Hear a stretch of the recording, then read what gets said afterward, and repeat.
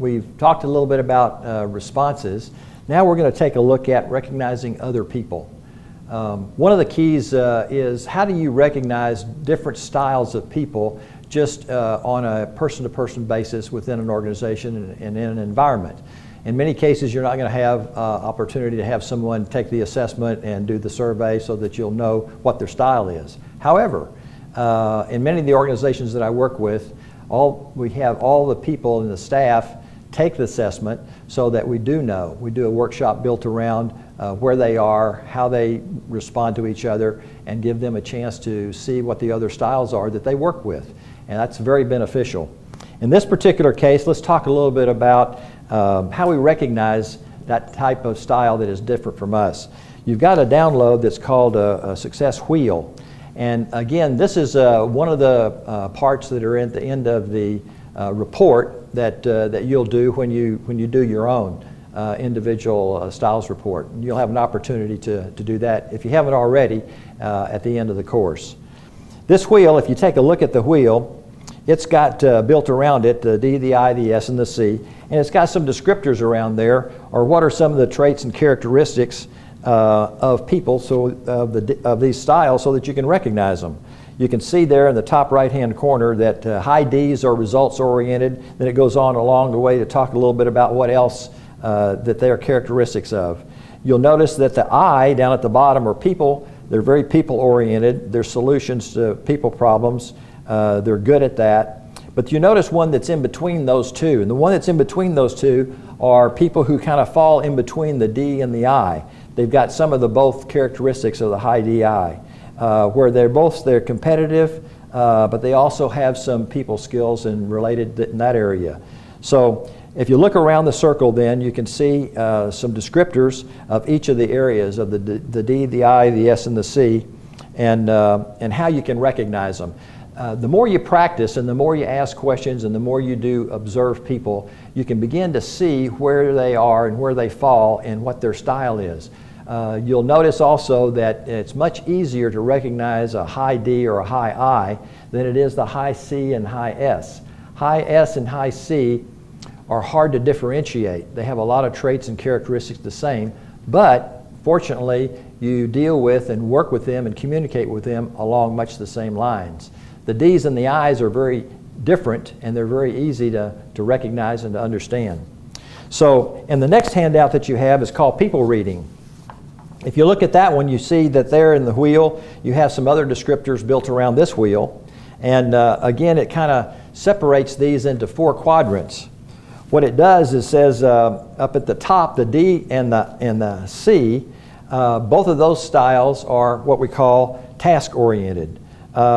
They're not necessarily high people-oriented. That doesn't mean they don't like people. They just like them in smaller doses, if you will. They're precise about what they do, and they like to get things done. So you can see their descriptors. Down at the bottom of that wheel, you can see that the S's and the I's are people-oriented versus the task-oriented. On the right-hand side, you can see in that quadrant, the D's and the I's, they're more fast-paced and active, if you will. They're more aggressive in getting results and moving forward. Whereas on the left-hand side, you begin to see that the S's and the C's, they're more slow to take action. They're more into gathering information, getting the facts, and then moving forward once they've got things laid out in an orderly fashion, an orderly manner.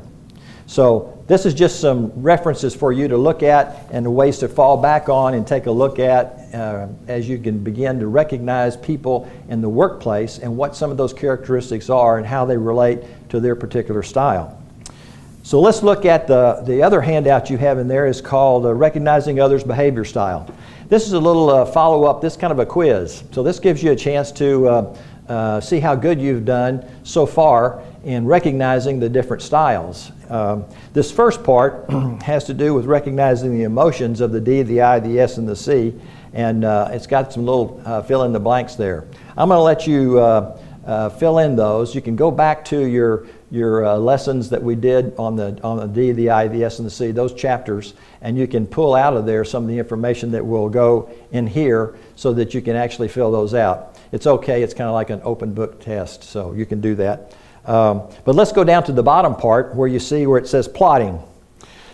Here I want you to you're looking at a trait and characteristic, and then I want you to plot on this graph where this person would actually score. In other words, is this a high D or a low D trait? Is a high I or a low I trait? And so forth. So you'll be able to actually plot a graph on there. So let's do this first one together and look at person 1. And in person 1 it says this person, we find out, is very slow to anger. In other words, they're not quick to get mad, they're very patient, they're very slow. Well, what trait would that be? And in terms of a D or an I, an S, or a C, what trait would be slow to anger? Well, we know one thing about a high D. High Ds have a short fuse. You remember we talked about that. So this would be actually a low D trait. So you'd put a little point down there on the low side of D.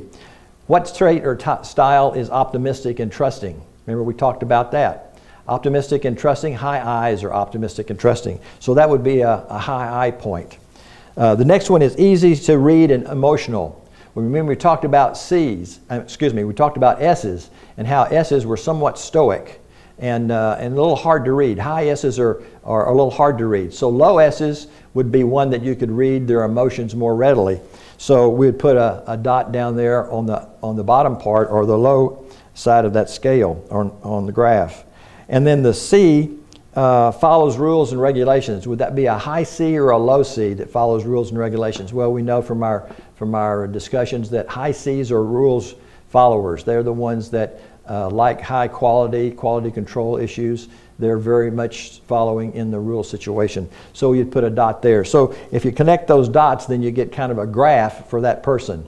So you look at person number 2, 3, and 4 in your exercise, and so just kind of fill those in, and there's one trait and characteristic for each of the D, the I, the S, and C. Now let me give you a little clue here. They're not always in the order of D, I, S, and C. So be careful as you do this little exercise, and I think you'll have some fun with it, but I think you'll learn a lot.